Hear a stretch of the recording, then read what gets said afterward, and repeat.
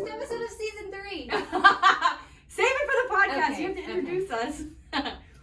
Welcome to episode 105 of the Muck Podcast, a member of the Odd Pods Media Network. Listen in as we discuss the dark and sometimes weird true stories in American politics. I'm Tina Hadamio. And I'm Hillary Doherty. Hillary! Happy New Year! Happy New Year, my darling. It feels like it's been a month. I'm telling you, this morning I was like, I have so many things to say. I've like added things to my list of things that I want to talk about. Yay! But first and foremost, there's a camera looking at us. Hi. Oh, like, hi. How are you? Hi. What are you doing? Hi. I know. Hi. All I think of is the Kardashians. Oh, you know what? I'm gonna leave them out. Let's start the new year. We're leaving you guys out. We're leaving you out for the new year. Kardashian. How about that? All right. Well, first of all, I have about 2/3 of your Christmas present. You have no idea what I went through last night. What? First of all, I don't even need a Christmas. Yes, present. you do. Christmas is Yes. over. No. I knew you were gonna think that. That's not true. But I ordered you a couple of things, and this one thing I was just looking for. I'm like, I can't find it in all of my stuff. I'm looking through bags. I'm like going through stuff I threw away. I was like, where the fuck is this? And then I go on Amazon and it's not here yet. I was like, oh my god. So do you want to wait until we get this third thing? Yeah, let's wait. Are you sure? Yes, I don't care. All right. Well, I'm really sorry. You got the raw end of the deal this Christmas. Oh my god, please. Oh my god. I don't listen. I want to cancel Christmas. Oh yeah, we're heading the new heads of the war on Christmas. Fuck you, Santa. It's stressful. I don't know. It's just. What are you gonna do? I mean, New Year's is fun. Now, New Year's is fun. I have to tell you, I missed you quite a bit. Oh, I missed you too. You did not come to the New Year's party for good reasons, safety reasons. We want to make sure everybody's safe. But we had our friend Alfredo and Jason. They hosted a negative COVID test party. Yes. And I wanted to mention someone who I have met before, and he showed up to this party. Oh. And let me, everyone, it was me, Emma, James, Rebecca, and all gay men. Like it was like the best gay men. It sounds amazing. It was amazing. It was no shenanigans whatsoever. But they have a friend named Bobby, who I've met before. I think I want to say it was like Alfredo's birthday or something. He's so cute, Tina. Aww. And I remember the last time I met him, and I'd had a few drinks, of course, and I was like, "Are you sure that you're gay? But are you sure? Because you're so cute." Aww. And he was like, "Oh, you're so sweet." So he rolls into this New Year's party, and I was like, "Hey, Bobby, what's up? You've had some time to think about it. Like, what do you think? Do you like the skirt? Like, what's up, Bobby?" And he was so sweet. He's like, "You'd make my mother very happy." But I can't. But I also wanted to mention him because he said, "Oh, he heard someone say that I had a podcast," and I was like, "Yeah, it's called The Muck." And he pulled it up and subscribed. I'm like, "Yes." And then I said, "I'm gonna mention you on the next episode." Hi, And then I said the most 2000 thing I could say. In the year 2000, I was like, "I'm gonna friend you on Facebook." Oh my god. He was like, "Okay." Oh my god. Yeah. So it was a great party, though. It was so like low key. I think like 15 people. Like I said, everybody had to be negative COVID tested, which was awesome. The food was so good. The food looked amazing. I mean, it looked like I broke a champagne glass. I mean, it was a typical Hillary New Year, so. It looked like a lot of fun. It was so much fun. Yeah. Ours was very low key, just the kids. Mm-hmm. My sister-in-law, Yolanda, came over. Yo, what's up? My brother Bobby came over. Yeah. And that's it. We hung out. And lovely. Yeah, it was very chill. I love this. We watched a bunch of Cobra Kai, which made me laugh. Awesome. I've never seen it. I know, you told me. There's a great it's so cheesy. I mean, the first season it was like, yay, it's like kitschy cheesy, but now it's like ridiculous. Yeah. But we still laugh at it. I love it. Johnny is ridiculous. I love that this actor he had is a like Facebook moment because he was like with one of the characters. He was like, he was trying to recruit teenagers, and he's like, you guys are on your Facebook all day, and they're like, nobody's on Facebook over like 40 or under 40. It's so fucking embarrassing. I've actually considered like just chopping it, but because of the podcast now, I'm just I just don't want to be in the web of meta. You know what I mean? Ugh. I know. So here's something that's been fun for the last few weeks. My therapist has been like out. Oh. I was supposed to have an appointment December 15th, and then I have like every 2 weeks. And she canceled that appointment. She tried to reschedule. Like I have a limited amount of time, like when I can. So I missed her then, and then 2 weeks later it's the holidays and she's out. And so I don't see her for another 2 weeks after. Like it's gonna be almost 6 weeks. Oh wow. So you have a lot too. So much has happened in 6 weeks. You know? Good things. I mean, some good things, some mostly heartbreaking things, but that will be okay. But it's just like, holy fuck, I didn't really realize how much I relied on talking to her and looking forward to being able to do that every 2 weeks. You know what I mean? Yeah. But I need to start therapy, I think. Yeah. So I've had like Alfredo therapy. Oh. Yeah. He gives great advice. Then. He does. Here, let's talk about.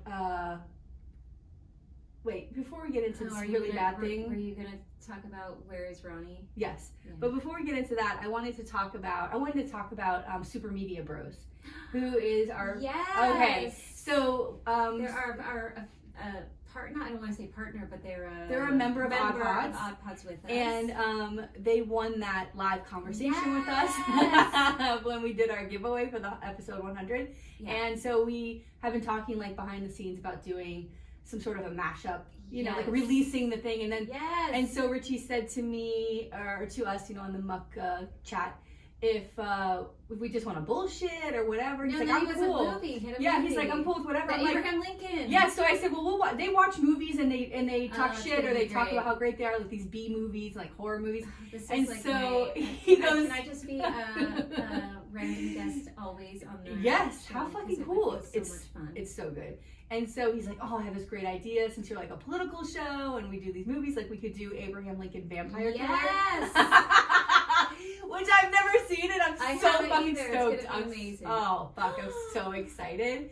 So that's a good thing. So let's just talk about something that I've really enjoyed the last few weeks, and that is that our governor in Florida, Ron DeSantis, is missing. Yes. And there have been memes. Well, he was at. Did you hear that he was at a New Year's Eve party? Yes, he was in Kendall, I think, or something. He was in Miami. He was in Miami yesterday. Unmasked in a party with his wife, who's diagnosed with cancer. In a large event. Yeah.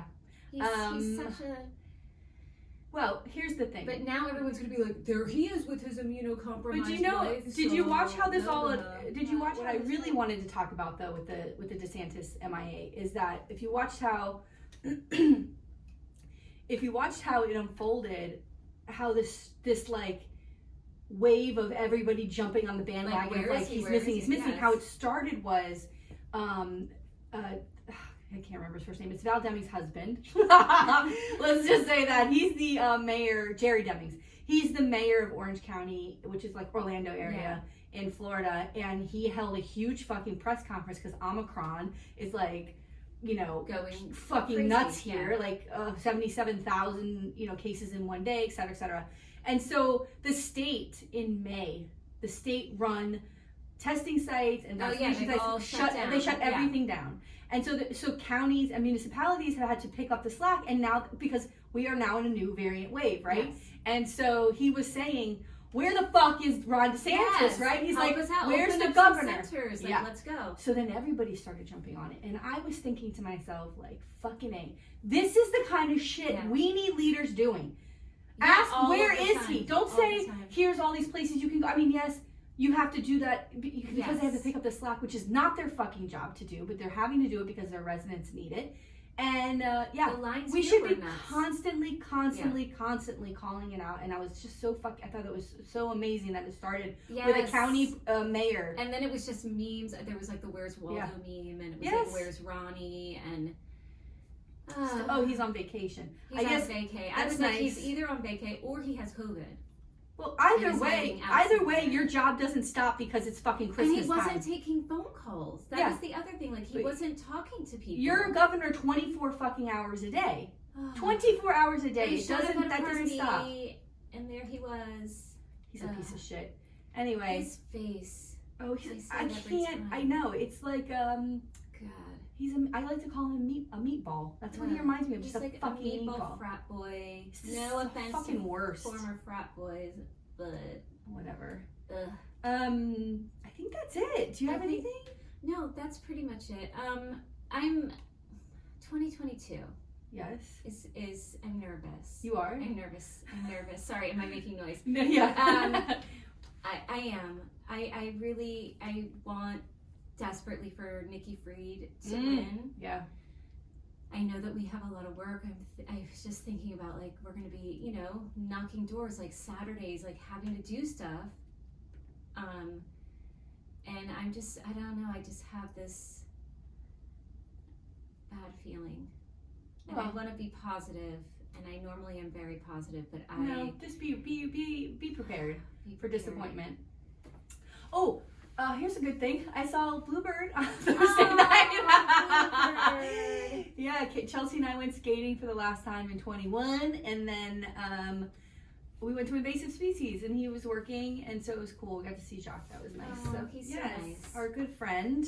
Yeah, I got that great hat from him when at the little fair there was a pop up. A pop up, and my son wears it now. Oh, cool. He loves it. Yeah. Yeah. All right, listen. Are we ready? Who's first? You're first because we're on. We do odds. All right, let's go, bitch. Ooh, the first story of season 3. Cena, cheers, bitch. The Cheers. pod. What? Here we go. Oh my god, I love it so much. It's crazy. And we're gonna have a new website coming out. Oh yeah. And hopefully some. I've been hearing about this website for a year. I know. Guess what? I think I finished it yesterday. Oh, well, I can't wait to see it. I mean, we have the amazing Caroline. Oh, that's right. Doing some work on it. So I sent her an email saying, I hope I didn't mess anything up, but I just had time and did a bunch of stuff. So hopefully she's cool with it, and I didn't like screw anything that she's she been was a big planning. Help. Yeah. I also wanted to say we have 2 new patrons. You know, we have not mentioned that Annette is a new patron. Yes, Annette. Annette is a new patron, and she thank you. She knows us through the Kardashians pod. Yes. So at least one good thing has come out of being friends with the Kardashians. Thank you, Annette. And then also my friend Jordan, yes. who I went to high school with, and I love. I love him so much. Jordan, thank you so much for being a part of this with us. I know, our amazing patrons. Yep, and we are going to be recording some today because we totally fucking slacked. We should have put something up last Monday in our Patreon. Yes, but it's the holidays. We started You'll forgive us. How long can we use the holidays excuse? We get another week or 2. All right, good. Are you ready? Yes. Girl, let me tell you something right now. This bitch, okay? Oh no. I'm going to cover U.S. House Rep. Oh, that's not right. Hold on. I'm going to cover Idaho House Rep. Priscilla Giddings. Oh, I don't know who this is. Do I know? God, no, and you should though, and that's what we do here at the Mike Podcast. All right, so Priscilla was raised on a ranch in Whitebird, Idaho. She graduated from Salmon River Junior Senior High School. In 2005, she earned a Bachelor of Science degree in biology from the United States Air Force Academy. In 2012, she earned a Master of Science in Exercise and Sports Science from the California University of Pennsylvania.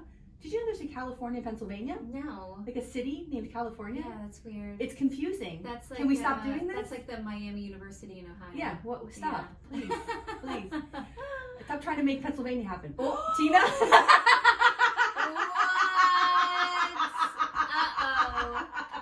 Listen, all y'all in Pittsburgh. Sorry, I know Tina's got fam there. That's her. Whoops. Oh, my brother's going back to the bird. Oh, he is.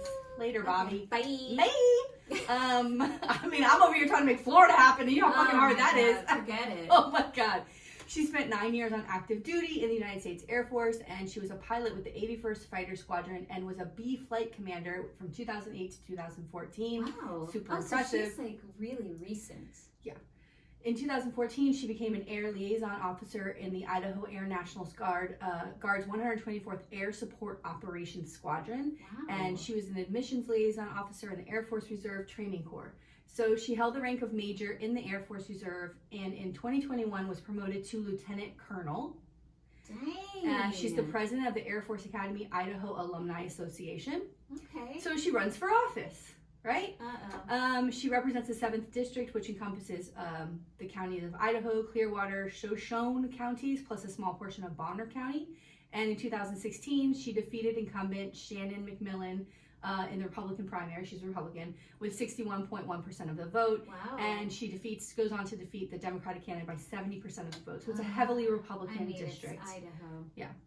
But she was then reelected in 2018 and 2020 to the same seat. And in both times in the general, she ran unopposed. So no Dems are coming out to run against her, right?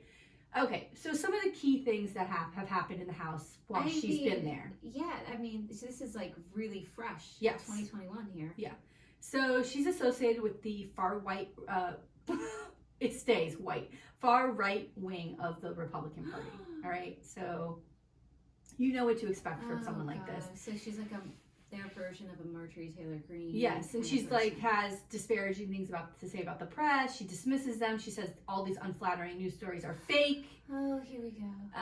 And she has sought to defund Idaho Public Television. Oh, they're always after fucking Sesame Street. I Man. know, it's the best. Leave Big Bird alone. I went to there's a candy store in Wilton Manors to the moon. Yes. I went there yesterday, and when I walked in, they were playing. It was the Sesame Street fucking theme song. I almost started crying. Sunny days. God. Oh my God. Does that remind you of being a kid? Yes. God, I can fucking like immediately see myself in front of that big TV with the the furniture, the TV that was the furniture. Yeah. That's right. Oh my God, the best. So, damn it. So that failed, of course. They didn't defund the public television. But in 2016, here's something she did that's kind of shady. She claimed a homeowner's exemption on 2 homes, right? Which you're not really allowed to do. No, everyone's shady. That's like the one thing that you see about them is that is it homestead? They call it homestead exemption. Yeah. Yeah. So under the Idaho law, a taxpayer may claim a homeowner's exemption over just one primary residence. The Ada County Assessor's Office sought back taxes against Giddings, and in Ada County, commissioners voted ununanimously that Giddings was not entitled to an exemption over her Garden City home and denied her appeal. So she tries to appeal when they're like, you owe these taxes. What? She's like, no. And so she tries to appeal this decision of like, no, bitch, you owe it. This is the thing with, and I don't want to label all Republicans this way, but it just seems that many Republicans play this, law and order, we gotta, they have this whole respect for law and order, but they never want to follow any rules. I mean, or they want to find loopholes in the or they want to find loopholes. I was talking about this with my husband. I'm like, the same people who were going after bakeries, right? Yeah. Saying, not going after bakeries, but saying that like, that's their business. If they don't want to make a cake for somebody who's gay, they don't have to make a cake for somebody who's gay, right? It's their business. But they'll walk in that same business, and if that person says you need to wear a mask, they're like, that's my liberty. Like, it makes no sense. Right. Like, you can't have it both ways. Right. They want to find whatever fits their agenda. Give me a break. I can't stand it. Oh. It's just selfish disgustingness. Yeah. Well, what are you getting upset about? Who gives a fuck? What are we gonna do? I mean, what are we gonna do? I don't know. You can't change their minds. There's nothing to do to explain it to them. Yeah, you can't. And I have a relative who shall remain nameless, who in our family group chat will post things like posted something that was like, "Don't live in fear." Don't live. It was like a subliminal message. It was like this graphic that was like, "Don't live in fear," and then like people celebrating Christmas. Don't live in fear. We're celebrating, Happy New Year. Like, don't live in fear. We're all gonna come together again because like we're all living in fear because of COVID. Yeah. I'm living in fear, but I'm also being safe. Like, you can do both things. Yes. Both of those things can happen. How about get vaccinated and maybe you can come to the party? Yeah. How about that? Yeah. How about that? God damn it, fuckers. All right.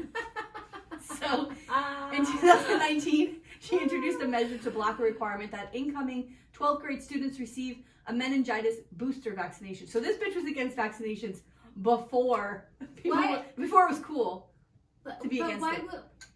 it's meningitis, man. That's like so incredibly she doesn't think dangerous. it should be required. So she also proposed legislation to require schools and daycare centers to notify parents of their entitlement to exempt their children from all required immunizations. The bill passed the state house, but it died in the Senate. Thank God. In 2020, she sponsored legislation that would prohibit the state or any Idaho locality from contracting with a business that, quote, discriminates against persons on the basis of their vaccination records or vaccination state. End quote. What a spoiled brat. She condemned healthcare providers who required. She condemned healthcare providers that required their employees to be vaccinated. Oh, so she has a degree in exercise science, right? But she's not a medical doctor. She's a PE teacher. Yeah. Isn't that who gets those degrees? Yeah. All right. Hey, listen. What? I should have become a PE teacher. Why do you say that? Because, let me tell you why. Okay. Because, no offense to PE teachers, like I know that it's hard to keep those kids going. But when I look at the stack of papers that I have to grade and the content that I have to teach, and I'm making the same salary as like the teacher that's like, hey guys, let's do some kickball today, and like there's really no papers. This is a lot of shade being thrown here today. A lot of fucking shade, Tina. We're gonna cut that. Don't you think? No, don't you think the health of our children is important? It is. The health is very important. I'm just saying, like, I don't know. No, you're right. No, you're right. It's not. You should not be paid the same. I'm bringing home a lot of papers. I'm reading a lot of books. Oh my God. I thought you liked that. I do. Okay. I do. All right. However, let's get back to. Can we get back to this?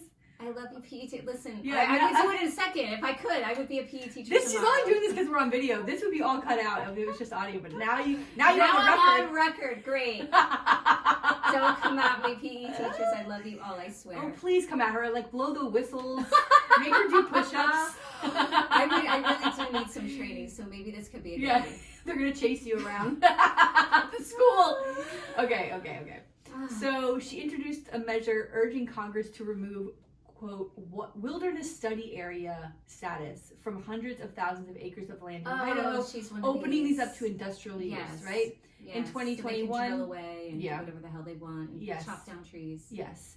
And drill, probably. Yeah. In 2021, she voted against a $1.1 billion bill to increase salaries for Idaho public school teachers. As a result, the bill failed on equally divided 34-34 state house vote. Wow. Yeah. She could have been a fucking hero. What is the thing against teachers? I don't know. Teachers were heroes, and then we were trash. We were trash. Then we were heroes, and we were trash. Yeah. The same with the nurses, right? Remember, God, like the nurses. Everybody was like, nurses. Now everyone's shitting on nurses. Because like they don't want to work these million hours because there's a shortage, because the hospitals are overrun with patients. Like, there's a shortage because the field is just it's hard to work in that field anyway. Yeah. But throw COVID in the mix? Like, right. What do you... Yeah, it made it worse. Come on. Also in 2021, she was among the most outspoken opponents of accepting $6 million in federal funds for grants to early childhood education providers. A dispute over whether to accept the funds sparked a political furor in the state as right-wing state legislators promoted misinformation and fringe conspiracy theories about the bill. This was interesting because I was like, well, what were they saying? And it was basically like the critical race theory thing. This is recent, right? And so she was like, well, what are they going to do with the money? And they started to, like, the news, papers and everything was like analyzing where this money was going to go. And it was like to a lot of organizations that like really fucking need it. Yeah. And they provide food for families that are like kids who don't bring lunches to school and things like that. And their kids are or hungry. Therapy or things. It was like all about really important things, and it wasn't about critical race theory. They don't even know what critical race theory is. Yeah. It's a freaking college class. It's Give me a fucking break. nuts. All right, so here, let's get I into hate everything so much. Wait till you hear what she did. Oh, there's more. This is the major thing. Oh no. I know. What is her name again? Penelope? Priscilla Giddings. Priscilla. Okay, so in April 2021, Idaho Republican State Representative Aaron Von Eilinger was accused of raping a 19-year-old intern. Okay, so this is a very mucky story. Like, this alone could be a muck story, right? So in April 2021, he was accused of unconsented sexual contact with a legislative volunteer. Oh no. And of course he denies these allegations, and he maintains that the encounter was consensual. So, Idaho House Ethics Committee and Boise Police Department later began investigations into the allegations, and it was later reported that documents from the legislator's Ethics Committee previously warned von Eilinger against hitting on female state house employees after his colleagues received several complaints from their staffers. Oh, God. So women it are reminds like, me of please leave me that alone. Robert Potter, whatever. What was that guy's name that you covered and I went fucking ape shit? Packer, Bob Packer. Oh, Bob Packer. Was that it? What the fuck was that guy's name? We'll get back to you guys. Packwood? It doesn't matter. Packwood. Is that right? Packwood sounds right. Anyway. Yeah. Where Robert- people were, yes. women were like, people were told, do not get alone in the same room with this guy. The same thing with this guy. People were being warned about him. I feel like if And people he are was being warned about him and you have been warned, that means you're not allowed there anymore. You cannot be trusted. That is grounds for termination. Yeah. You would be fired from a normal job. We talk about it all the time. Well, why aren't people fired from or thrown out of political office for things that they would be let go for in a regular job? I know. It's not right. So, the House Ethics Committee voted unanimously to recommend that von Eilinger be expelled from the House, and he resigned from his position on April 29, 2021. Okay, on September 25th, 2021, von Eilinger was arrested in Atlanta after returning to the U.S. from Central America, where he had been since May 2021. So he gets charged, and he fucking dips. Okay, please. So the police pick him up as soon as he comes back into the fucking country. On October 8th, 2021, von Eilinger was arrested on felony charges of rape and forcible penetration. After being extradited to Idaho and booked into the county jail, he was released the same day. And in November 2021, so, last month, he pled not guilty to the charges, and his trial will be in the spring of 2022. So we'll have to wait and see what happens with him. So let's get back to this. Yeah, how is she connected? So Giddings publicly released the identity of the intern. No, why? Yeah, she previously was Jane Doe. You can't do, isn't that? And she put on her fucking Facebook account and her newsletter she sends out to all her constituents this girl's name, this 19-year-old girl's fucking name. Why? What? To accuse her of being a liar, of shaming her, of all of those things. But isn't that illegal? Well, she's not a minor, so I'm thinking that was the excuse. So she also made disparaging remarks about the woman and the allegations. And when this Who the hell is she to judge what the hell happened in this situation? Oh my God. She's a traitor. She's a traitor to women. Yeah. Everywhere. Yeah. Does she have daughters? I don't think so. I know she has 2 kids, but I don't know if they're girls. So this was referred to an ethics committee meeting, and Giddings initially denied sharing the information. And during the meeting, another committee member showed lawmakers the post that was still on the fucking Facebook account. God, but this is like the thing where it's like it's fake news. We can literally pull it up on our phone, you fucking moron. What the fuck are you talking about? What are you talking about? It's just because it's just It's lies right there. and lies and lies and lies. That's all they know how to do. So listen to this. So Giddings scoffed and laughed at times during the hearing, including when it was suggested that bullying the intern had experienced would discourage women from reporting sexual assault. They're like, when you do this, other women are never going to come forward because they're afraid. And she's like, she's cackling at that. Oh my God. Is she? I want to know what she looks like. Is she one of these blonde? She looks like Republican. She looks like a serious Republican. Does that make sense? Not a goofy Barbie doll, but a serious Republican woman. All right. She also... It's that military training that's... Yes, okay, that's what she looks like, yeah. So she also disparaged the intern as a, quote, honey trap in her newsletter. Ew. No, is this intern suing her? I don't know. I don't know if that's in here, but she should. Sue. And I feel like she should sue the fucking state house. Yeah. Because they were warning people that this guy should not have been there. If he hadn't been in fucking office, then maybe she wouldn't have been raped. Yeah, get him out. These children come up there to fucking intern, and it should be a safe fucking space. And you're putting wolves in the fucking hen house. Oh my God. Pieces of shit. Honey trap? Because she exists? Women can't just even fucking walk around. No. Because we're what? And have other women. Ooh. Other women call you that. Evil. Because it's like these women that are like, oh, it's like that what is that? Is it Mitch McConnell that can't be alone with a woman? Because it's Pence. Oh, it's Pence. Mike Pence. Oh, they're all the same. But you can't be alone with a woman. Because something about just the existence of a woman you know, can't trust himself. You can't trust him. Meanwhile, so have you seen Mike Pence? Please. He couldn't get a hard on for a woman if he fucking tried. Bye. Oh my God. Yeah, please. Mother. He That's calls his wife Mother. Ew. Mother Tina. Yeah. He's So got some- weird.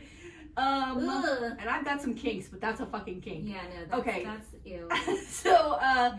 her statements prompted an outpouring of criticism and an ethics investigation against her, and they denounced. She denounced the bipartisan House Ethics Committee hearing on her conduct, accusing House Speaker Scott Bedke of creating, quote, a weaponized ethics hearing, end quote, with the sole intent of defeating her in the primary. I'll get to that in a second. Despite the original ethics complaint being made before either had announced their runs for lieutenant governor. So right now she's running in For 22 lieutenant governor? for lieutenant governor. Oh, And this please, guy who's the Speaker of the Idaho. House, he's also Idaho. running for that job, and he's the one bringing. So she's Yeah. like, oh, witch hunt, basically, Yeah. right? Oh, it's always a damn witch hunt. I know. So they, Please, I don't want her associated with the witch hunt because witches are queens. Hi, 22. 22. Oh my God, I was listening to Black Sabbath with it. And it's like, Yes. I was like, this is what the Democratic Party needs. Like, we just need to be full, like, Yes. cauldrons. Ooh, I've been all over their asses this week. I've been all over them on Twitter. Not one statement about DeSantis being missing. No. And I was looking at their Twitter, I'm like, oh, the last time they tweeted it was about Christmas and it was about Kwanzaa, I Yeah. think, and I'm like, where's the fucking it's national news and he's Yes. missing. Say something to the Yeah. people of Florida. Like He's on vacay. yeah, He's like, with we'll- his wife. He's we'll never somewhere. disappear. We're always gonna be here. Yeah. We're gonna get your back. This is how DeSantis is, but we're not gonna be like that when Yeah. you elect a Democratic governor. Fucking get on messaging! What are Yeah. you doing? I just sat here from my fucking living room in 5 seconds, or dining room, and came up with an idea. Why don't you do Yeah. that? Spin this motherfucker already! They can't do it. Ugh, They can't God, do it. fucking losers. All right, That's why we're gonna lose, though, because Yeah. everyone's like, la la la la. I gotta tell you, I don't know how much longer we're gonna say we, and with me being with the Democrats. I'm Listen, out of my fucking my mind. husband's ready to jump ship. I'm so. fucking over it already. All right, girl, please. Let me finish this Oh, biatch. So, the House Ethics Committee unanimously found Giddings acted in a manner unbecoming of a representative, Good, throw her out. and they recommended to the full House that Giddings be censured and stripped of her seat on the House Commerce and Human Resources Committee. So don't throw her out, just take her off of this. Please. She did not attend most of the hearings against her, and the Ethics Committee did not recommend a more severe sanction, such as expulsion from the House or from Giddings to be removed from these other two committee seats she's on. She's on 3 total committees. So they just take her off of one. Yes. And they censure her, which apparently is a big deal. But I mean, Yeah, honestly, it's like a but- slap on the fucking wrist, Yeah, right? because she could still Slap on the vote, right? Yeah, of course. So In November 2021, on a 49-19 vote, the House censured Giddings and stripped her of her House Commerce and Human Resources Committee assignment. And during the debate on the censure proposal, Giddings denied any wrongdoing, and some of Giddings' fellow Republicans defended her conduct while others criticized it. God. The representatives who voted for censure cited, among other things, that Giddings lied under oath by denying that she publicized the intern's personal information. Like, even in the hearing, she was saying she didn't do even it. though there's the Facebook post. Yes. And it's an email. Yes, a Is she newsletter. just like, oh, that was like my staff wrote the Yeah. news on Who it? knows? Yeah. Whatever the reason is, you can't fucking do that. Yeah. No. She's And if you have staff doing that, you've got a bigger problem than you fuck. Anyway, she's running for the lieutenant governor in 22. Idaho, please, for the love of God. Girl. We can't keep going like this. Because what happens? She'll run for like a national seat. She'll run for like a U.S. House seat next. Do you know what I mean? No. Oh, So or it that's could my be, story. Or it could be, the thing that threw me over the edge. I don't know why, because I've heard, and my husband had mentioned it before, but Dwayne The Rock running for president. Oh, please. But we all said this about Trump, right? No. I'm not saying, oh, please, like he can't win. I'm saying, oh, please give me a fucking break Yes, already with all of this. Like, we have a problem in America that somehow we think that just because someone is a celebrity and has money, that they are intelligent and capable of doing things outside of memorizing some lines in front of a camera. You know what everybody's I mean? a star. And you be a star all you want. Go do your, that little movie he just did, the Red Notice or whatever. My kids watched it, cute, whatever. Mm-hmm. Stay with that. Was that your review of his movie? Well, I mean, I gotta tell you, I'd rather hear you say that than review a rock presidency and say, yeah, it's cute or whatever. Yeah, I mean, that's what my review would be. But really, like, check your ego. Like, you've never sat in any political seat, and you're gonna run for president. That somehow you think just because you're a movie star, and people are like, hey, they like me, that qualifies you as president. No. Like, and if this happens, right, then we're going to be on this move to, like, celebrity presidencies. We got to jump ship. It's not going to happen. We got to get the hell out of this guy, country. Fucking Rock's got it too good. He's making a movie every fucking minute. He's Just the make fucking your run for movies. president. He's fucking run for president. Make your movies. It's funny. It's a thing to joke about. Yeah, just like Trump was, right? And look what happened. Like, we don't need it on the Democratic side, but everyone's always throwing up, like, these celebrity names. Like, who's the other one? Matthew McConaughey. Oh, this dipshit. Please. Oprah. Like, I love Oprah, but, like... No. These offices are not shiny. It's not a collector thing. You have to take care of people. And it's not being a celebrity. It's not being a star. Like, you have to do work. And not that you're not doing work as an actress or an actor. Oh, stop I get it. You don't have to do that. Please. You don't have to do that. Meanwhile, we're slaving over here, people. God damn it. I gotta tell you, I've never seen Tina more alive in front of this camera. I mean, I really feel like this camera went up and Tina's like, I've got a lot of shit I gotta rant about. It's 2022, she's come. My favorite thing is your cursing on that episode 103. Was I cursing a lot? Yes. Or 104? Don't touch the mic. I'm sorry. All right, are you ready? Oh, it's your turn. Are you ready? Oh no, what is this? All right, today I'm going to tell you the story of family annihilator. No. Bradford Bishop. What?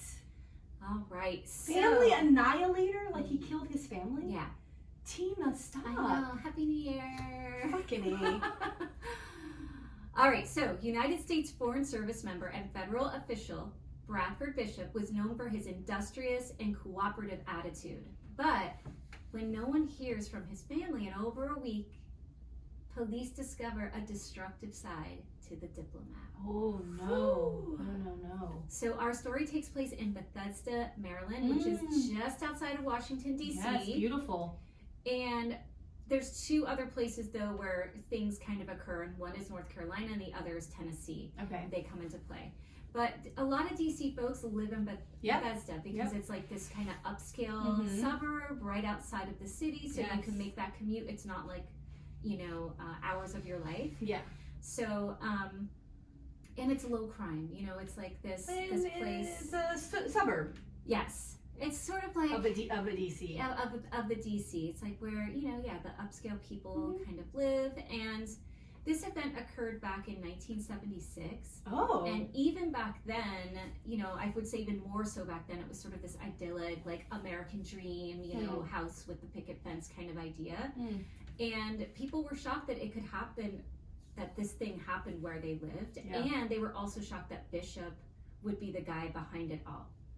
So, going to get into a little bit of Bishop's early life. So from all the accounts I read, Bishop was really smart. And he was kind of like, the whole family was like this all-American. I feel like it fits like the 1970s. They were tall, blonde, beautiful family. He was athletic. His wife was athletic. They were just, this picture-perfect family. And an article from Washington Daily News reported that he attended Yale University in 1954, where he studied economics, and then he enlisted in the Army in 1959, and he married Annette Weiss that same year. And while he served in the Army, he attended, I guess they have this intelligence school. So he attended that, and he attended their language school, where he learned Serbo-Croatian. And then later he served in Italy, and while there he got his master's degree in Italian. So he got the degree from Middlebury College, but they had like a satellite campus in Florence, and that's where he got that degree. So in the end, I know. In the end, he ends up being fluent in 5 languages. Wow. English, Italian, French, Serbo-Croatian, and super smart. Spanish. Yeah, Yes. super smart. Amazing. It's incredible. Amazing. Language is very hard. Yeah. And I feel like, though, once you learn, like, the Italian, then you can do the Spanish. Yes. Because my husband knows Spanish pretty well, and he can read some French, and he picks up, I mean, he understands what my family's saying in Italian, so he's, like, really good, and he does some German. So I think that some people are just... Yeah, they've got that brain for it. Yes. Language. I know, I wish. So when he came back to the States, he entered the Foreign Service and he became a diplomat, and they end up moving to Ethiopia. Wow.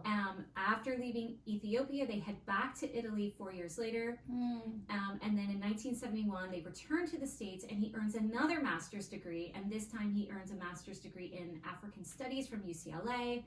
And then he gets assigned to Botswana in 1972. And so every time he's stationed somewhere, like, he takes the whole family with him. So at this time, like, you know, he's married, and his wife, they end up having 3 boys. But they just, you know, go with him. Wow. So by the time... It's kind of exciting. Kind of exciting. Yeah. Yeah. So by the time they go to Botswana, I hope I'm pronouncing that That's right. right. Yeah, that's right. So they have the 3 boys, and Bishop's mother ends up joining them as well because her husband had just died. And so now it's the husband, the wife, his mother, and the 3 boys. So finally in 1974, this Bishop clan makes their way back, and they settle in DC, and they bought a home in Bethesda. So just a little bit about the family. The boys were really athletic like their father and mother. They were avid swimmers. They were tennis players. His wife, Annette, was active in the community. She was known for her interest in art. And his mom, Lobelia, she took care of the house. She did the grocery shopping. She drove the kids around. So it was like, you know. so nice, yeah. Imagine just having someone to, like, do all that stuff for the kids, and then you can go explore your interest in art. Yeah. Like, come on. So, but like I said, they said the whole family was athletic. They were all tennis, hiking. See, so when I hear family annihilator and athletic, there's something fucking way off, because I thought, like, working out is supposed to make you cool. Like, I mean, relax. calm you down. Yeah. They loved the outdoors. So again, they were like this perfect all-American family. But I did find some other information. Wait, is there anything better than when you know it's a family annihilator and everything's like this perfect all-American family? Like, there's nothing darker than when something goes like that. Yeah, right? Because that's why everyone was so shocked about it, because and some people really don't even believe that he did it. Oh. So, but it's clear that he did. All right. But so I did find other info about how people regarded him in the workplace. Okay. So as I noted earlier, he's this hardworking guy, and he seemed to be really respectful. But a couple of accounts noted that he also had a bit of an attitude where he'd fly off the handle in anger. And an NBC News article cited Special Agent Mattis, who said, quote, "Bishop was an arrogant man. He tended to overreact, sometimes explosively, to minor things." And the FBI noted this about his character on there. So they have, like, their website of, like, the most wanted people. And on his, you know, sheet or whatever, it says, Bishop was described as intense and self-absorbed, prone to violent outbursts, and preferred a neat and orderly environment. Ooh, I can't, what is happening in that house? Right, so that house is nuts. Those boys are, like, fucking frightened. Come on. But they right? have to be. All right, so we're going to hospital corners on the beds. Oh God, everything's got to be perfect. Yeah. All right, so let's get into the major incident. Oh God. Fuck. So according to the Washington Daily News article, where I got a lot of this information, on March 2nd, 1976, a Wilma Swain was on duty at a lookout tower in North Carolina near Columbia when she noticed a fire out in the distance. She sees, like, smoke rising up. Okay. And she's in the tower so she can see. And she's like, all right, I gotta call the forest rangers. Maybe it's a campfire gone bad. Who knows what? So Ronald Brickhouse shows up to the scene and notices that the fire had spread across about 3 acres of land. And he tries to stop it on his own, but he couldn't. So he calls for backup. And as he's kind of, like, heading back towards his truck, he saw that there was a dirt pile near this hole in the ground. And when he goes there, he sees 2 bodies laying in this hole in the ground, and he flips out. calls the sheriff, and near the scene he also saw a gasoline can, and he also sees a shovel and a pitchfork. So he's like, oh shit, right? What the fuck? So the sheriff, this guy Royce Rhodes, comes along with a few other people, and they realize, okay, like obviously this is someone who had set these bodies on fire. The fire kind of went out of control, and that's where they are. And so when they move, he says at the time, quote, "It was something I've never seen before or since, and I hope to God I never see again." Oh my God. So when they move the two bodies, they realize that there's more bodies underneath those two bodies. So in the end, they found the burning bodies of 2 women and 3 boys. Bishop's mother, Lavelia, 68, his wife Annette, who was 37, their boys, William, who was 14, Brenton, who was 10, and Jeffrey, who was 5. Oh, God. But at the time, no. they can't identify these people. Because remember, they're in North Carolina. They're from Bethesda. From Bethesda. So they're like, who are these people, right? Yeah. So they start off, of course, like they're like, okay, let's go to missing persons in their state. And it's 1976, so it's not like no one's talking. There's no it's not like things are advertised. Right. It's just very different. That was from that one case. It was in the 70s, but I don't think it was 70. It was after 74, where that one boy was kidnapped, and then they started to do a nationwide, like, where, what was it called? It's not Bolo. Is it Bolo? No. It's be on the lookout. Yeah, but it's where they started to connect all the states would start talking to each other. Yes, you know what I mean? Yes. Well, this wasn't. They really wouldn't happening. have. Yeah. So they couldn't find. There was no indication that anybody's missing. So they're like, who the hell? I mean, this is an entire family. So they're like, what is going on? Yeah. So the autopsy reveals that they were bludgeoned to death prior to being burned. Jesus. I know. And the chief medical examiner at the time, Dr. Paige Hudson, stated, quote, "I was impressed by the multiplicity of the blows on the victims. When you cave somebody's head in with one blow, why keep hitting them? The fact that there were so many bruises to the children struck me as odd." Oh my God. And then he went on to say, "And I recall that some people might have survived those injuries, but the emotional aspect of the incident helped kill her." And we're talking about the mother.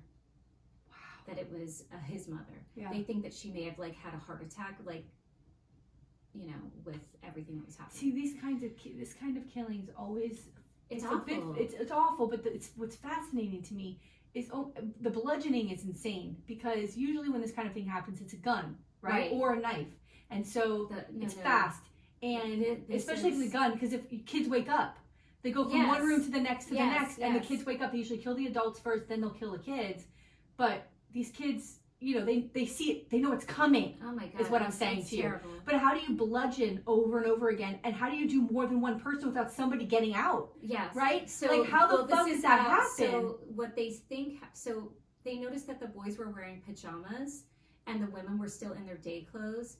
So the other thing was, of course, at the scene of the fire, they were all soaked in gasoline. So the intent was probably that all those bodies were going to burn. But probably what happened is maybe the fire got out of control before it could, get in the hole or do what he wanted it to do, and then he took off, but it said that there didn't appear to be any signs of struggle. So God, he killed these women first, and then those kids were probably in bed when he fucking went in there. Yes, right? They think it's the opposite, that the boys were in bed, then the wife came home, and then the mother came home from walking the dog or whatever. I don't know. So after 4 days, they still couldn't identify who these folks were. And then there was a clue at the crime scene. There was a price tag on the shovel. So they were able to trace the number on the price tag to a hardware store in Bethesda. So can you imagine this? Fucking police work, bitch! I know. So then they take the pictures of these people. And they go to the hardware store and they're like, do you recognize any of these people? Did anyone here buy the shovel, whatever? No luck, right? But around the same time that's happening, so remember this was March 2nd that they found the fire. On March 8th, a neighbor of Bishop's got worried because she hadn't seen anyone at the house or any movement at the house for over a week. And, there's 3 kids there. They're all super active. Oh, I love nosy and neighbors. And she hasn't seen anybody. No one's walking the dog. No one's getting the one's getting the mail. Oh. So when That dog dead? No. Oh. Because guess what? He loved the dog and he took that damn dog with him. You believe that? Oh my god. He took the dog. It's so fucking dark, He Tina. took the dog. Wow. Wow. What a jerk. Oh my god, what a horrible Although I human did, being. last night was my first night in the house as a single parent. Oh, yeah. And when I went to bed last night, I got to the bed and the cats were on the bed and I was like, yes, it's Yeah. fucking cuddle time. Maybe I would take the cats, Tina. Maybe I would take the cats. Oh my god. Oh my god. Oof. So a detective shows up to the house and he saw blood on the front porch, and when he entered the house there was blood everywhere. Oh, And he fuck. stated, quote, on the walls, the ceiling, anywhere you looked there was blood. It was plain to see something terrible had happened here. So they're like, okay, we know something happened. And a Medium article also mentioned a police officer, McNally, who commented on how the elements of the scene still remains with him, and he was referring to the marks on the ceiling. And he said the number of marks, how many times he must have hit his son, because like It's going back up, it's going down, going up. These are babies. Yeah, mental illness. So after fucked up. analyzing the evidence, they theorized that Bishop killed his family on Monday, March 1st. And another witness who was a former colleague to Bishop said that on that day, Monday, Bishop left work around 5:30 and he said, I'm not feeling well. Oh, I he might be planned it. getting the flu. Oh, he fucking right? planned So that this. way, like, if he doesn't show up Yeah. to work, they're Then like, no one will come he's not- looking. Yeah. Oh, he knew what he was gonna do when he left fucking work that day. But he didn't go straight home. WUSA 9 reported that he went to Sears at the Montgomery Mall, and at Sears he bought a sledgehammer and a gas can, which he filled up along with his station wagon. Then he bought a shovel and that pitchfork at a local hardware store. And the Washington Post reported that they believed that, like I said earlier, that he bludgeoned his wife with the hammer, then his mother, and then the boys while they slept. So I don't know which was which. Did he do the boys first and then them, or them? And the I boys? feel adults are first Right. because they could stop it. They could stop it. There's been a lot of these cases too where the kids know it's coming, but it's their parents coming. Yeah. So Like they're when you see scared, it, yeah. but they don't move because it's their parents, so they trust them. Oh my god. So then, as reported by the Daily News, he carried all of them out the front door to his car. I guess that how they noticed like the blood or whatever. And then he drove for hours to that spot in North Carolina. Wow. So an eyewitness claimed to have seen a station wagon that morning of the fire that matched the Bishop's station wagon. Wow. So at first, some people believed that Bishop was also a victim. But because they were like, he's missing too, right? And they thought, he's this diplomat. Yeah, he's done all he's this big overseas muckety stuff. Like, muck. maybe they're spies. Maybe they, Well, very white too. Yes. I mean, that's another thing. Yes. So, but they found his fingerprint on the gasoline can. They found his fingerprints at the home. And he had taken cash out of the bank on the 1st. And, he bought all those items at the store. And he also bought tennis shoes in North Carolina using their credit card. And another witness believes that she served him at a diner in Wilmington, North Carolina, that same night. So by March 18th... A man's got to eat, Tina. Yeah, so this happens on, he kills them on March 1st. They kind of figured out by March 8th, who it is. They put be on the lookout for this guy. And by March 18th, there's a ton of sightings. So again, not like today, there's not cameras on every corner where they can kind of trace he drove here, he drove there. They can't do any of that. So it's harder to track someone back then. And they end up finding his car on March 18th as well, but they find it in Tennessee. And they find it sort of near the Smoky Mountains. And that's the last anyone has seen or heard. Oh, I'm sorry. Of this. Are you fucking kidding me right now? No, That's it? No. So. Holy shit. So, people have been looking for this guy for decades. What? Yes. So the FBI ended up releasing that he was under psychiatric care during this time, and he needed meds regularly, but they didn't say what his condition was. And then other reports I read say that he suffered from depression and insomnia. But the real thing that people keep wondering is why. They supposedly they had no financial troubles. You know, like there was no, you know, he had a great job, like what, you know, they couldn't figure out like what, he didn't have some lover on the side, you know, they couldn't figure out. Sometimes you can have what looks like a perfect life and still not be okay. Yes. So Time Magazine wrote an article, and that's some other the social norms of like this. If you have this dream life, everything will be good for you. It doesn't mean that. And sometimes you work so hard to like hit all those, you know, tick all the boxes, and you still are like, why am I still fucked in the head? Well, because those things have nothing to do with that. Who was he? Was it John List? Who was the other guy? Yeah. Who like killed his whole family, and then he had a whole other family, and no one realized it. You know, he could be one of those. He went on for years. I mean, you know, so. But some other articles, like I said in the Time Magazine article, noted that he may have been upset because he was passed over for a promotion. Oh, please. Other people say that he may have been resentful of his mother, who some described as very overbearing. I was gonna say, Tina, the fact that his mother lived there is a little bit much. Yeah, it's a lot to have. And the fact that she was killed like so violent, like they said over and over, like there's something there with the mother. There's something there. No doubt about it. Yeah. And then another unsubstantiated report said that he was a spy and that he was killed along with his family. But again, no evidence points to that. And I understand like family members maybe wanting to believe that because they can't believe that he would be the one to do such a crazy and terrible act. So of course, you know, I mean, now what you do is wait for somebody. He has a second family in the Smoky Mountains somewhere, and then one of these kids are going to be like, "I wonder where my family's from," and they'll do a DNA test. Well, that happens. Yeah, then we'll find Bishop. Fucking, you know, we don't find Bishop, but there is there is a DNA thing that does happen. Really? Yes. All right. So no charges, no sentencing, of course, because they haven't found him. Some of the aftermath, their family ends up auctioning off their property and house because like they're gone, so it goes to like the siblings or whatever. And one couple buys the house, but then they didn't want to live in it. Hello. Like who? I mean, ghost bitch. Yes. Because of the tragedy, so they end up selling it to somebody else, and I think people are now living there. I love that. And then the FBI, he was placed on the most wanted list. He was recently removed. So some points of interest. One part of his job was to create passports. Ooh. So he could have created one for himself. Of course. Because 1976, you can make up whatever the hell name you want. Yeah. You could pick out someone's social security number who's dead, and like he's lived abroad several different places. He speaks 5 languages. Oh, come on. He is gone. He left the country. Yeah, and he's so alive somewhere. Come on. So, and some people have claimed to have seen him in Europe. He was allegedly spotted in Italy, in Sweden, and in Switzerland. I 100% believe he's alive. He's living a whole new life. Yes. So, like I said, the family had that dog, and the dog was Leo, and Bishop loved him, and they believed that he did kill the family and took the dog.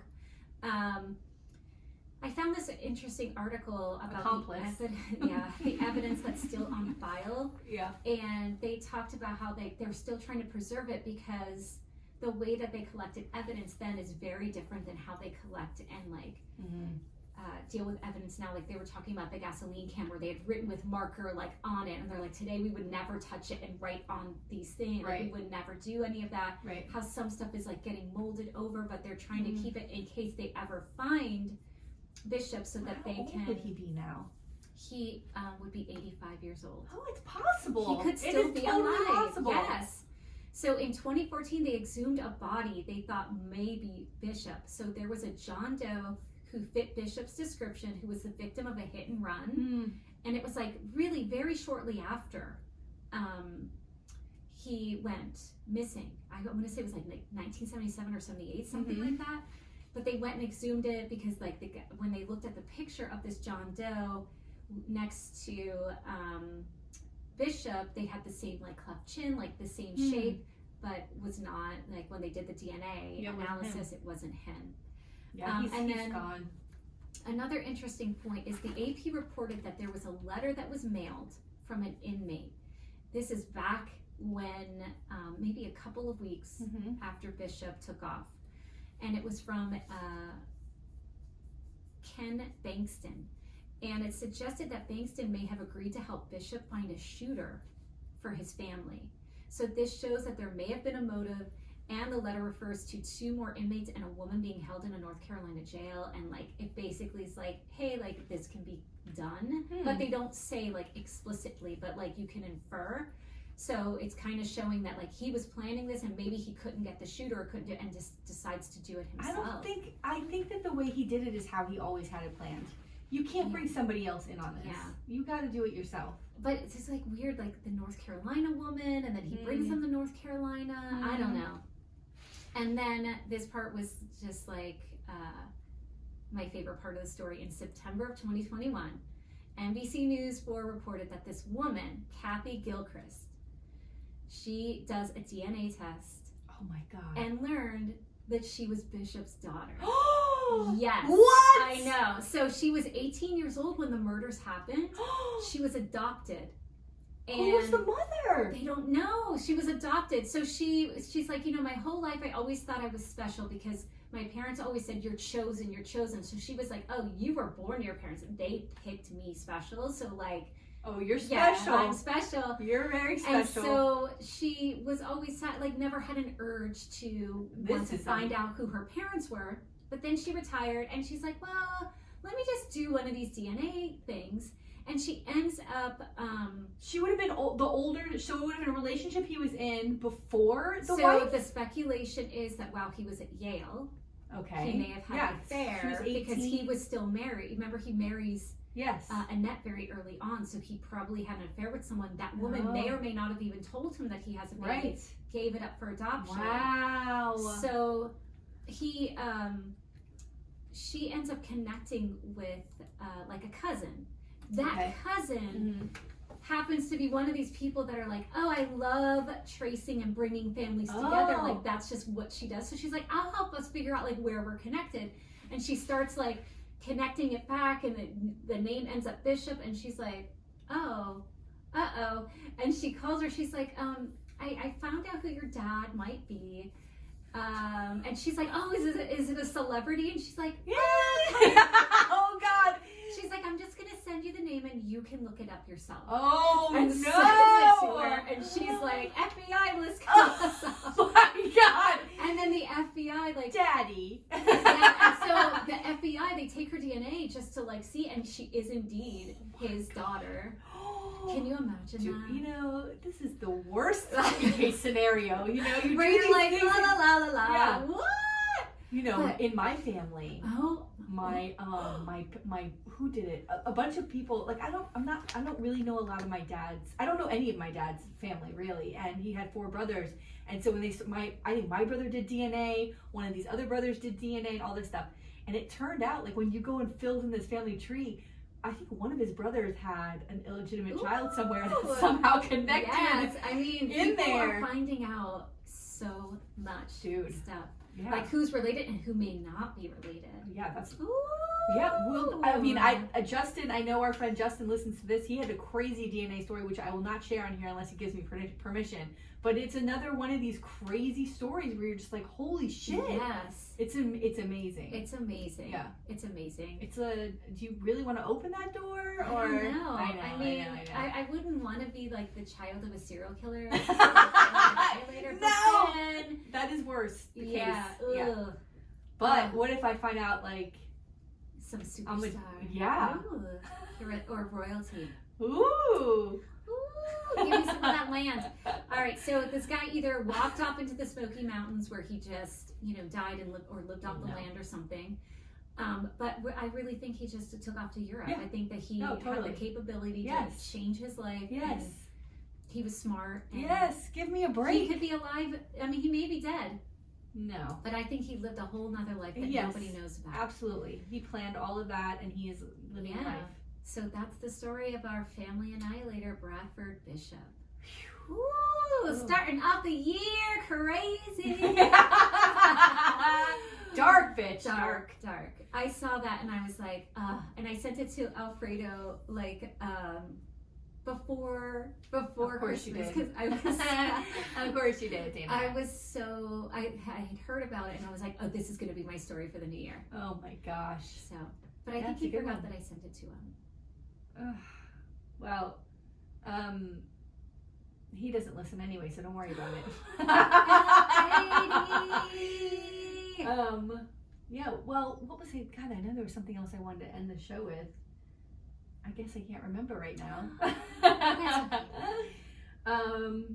Yeah, so my big week, this is a big week for me. Yes, this is a huge week. Yeah. It's exciting. It's very exciting. So, yeah, I'm living alone with children. It's very weird. Yeah. I couldn't sleep at all last night. Aww. I know. But you have your kitties. I do. I have and my your babies. kitties. Yeah. It'll be fine. I'll stay busy. I tried to work out this morning and I realized I had like 20 minutes to do it before you got here. And I was like, what am I doing? Just save it for later. Yeah. You know? I have to do the same. I'm like, I feel like I just ate a bunch of crap. Oh and my God. And I gotta go back to work and but hopefully we will have our website up in the next week or two. Nice. And this hopefully this video will be up as well. That would be nice. And we will have hopefully some merch. We have to figure out the merch end. Mm-hmm. And yeah, I think a lot of good things for 2022 for this podcast. Yeah, good stuff. So please keep sharing this podcast with people, subscribe, review.